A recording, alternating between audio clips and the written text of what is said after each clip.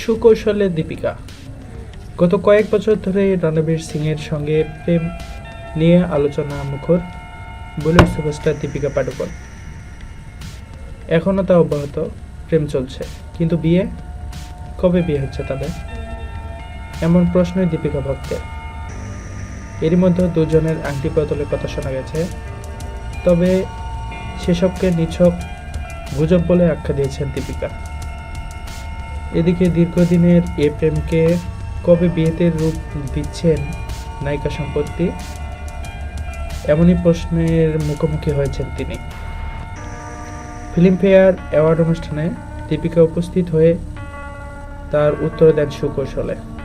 তিনি বলেন, বিয়েটাই মানুষের জীবনের স্বপ্ন, আর বিয়ের বয়স আমার কাছে কোনো ব্যাপার না। এক ছাদের নিচে অবস্থান করে জীবনকে সুন্দর সাজাতে বিয়ে গুরুত্বপূর্ণ, কিন্তু সেজন্য কিছুটা সময়ের দরকার। তার মানে কি দীপিকা কি এখনো বিয়ে নিয়ে ভাবছেনই না?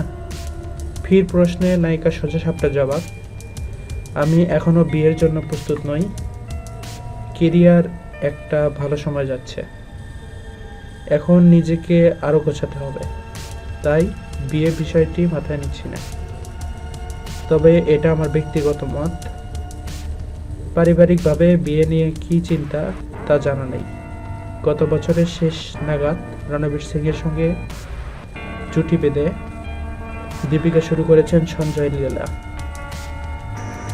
বানসালির পরিচালনায় পদ্মাবতী ছবির কাজ। এছাড়াও গত 20 জানুয়ারি তার অভিনীত প্রথম হলিউড ছবি triple x return of gender case মুক্তি পায়। আরও সংবাদ জানতে আমাদেরকে সাবস্ক্রাইব করুন। ধন্যবাদ।